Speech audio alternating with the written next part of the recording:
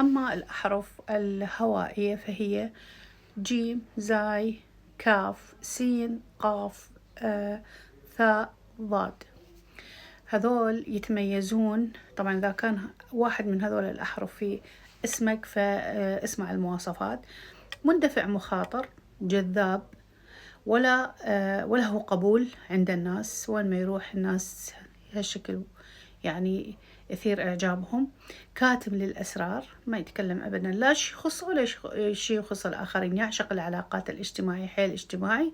صاحب منطق جميل وفصاحة لسان، وناصح جدا للآخرين، يساعد الناس ويتدخل بشؤونهم، يعني شوي يتدخل بشؤون الآخرين بس في سبيل أنه يحل لهم مشاكلهم ويستمتع أو يستمع لهموم الأصدقاء وبشغف، ويراعي مشاعر غيره، ودبلوماسي محترف، ويعطي أوامر بأجمل شكل، وشخص مبدع ومفكر وسريع الغضب وعصبي، وأيضا يحب لفت الانتباه والاهتمام.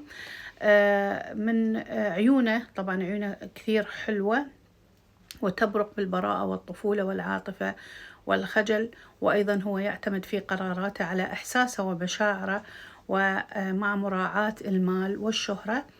وهذه أهم مواصفات الأحرف الهوائية.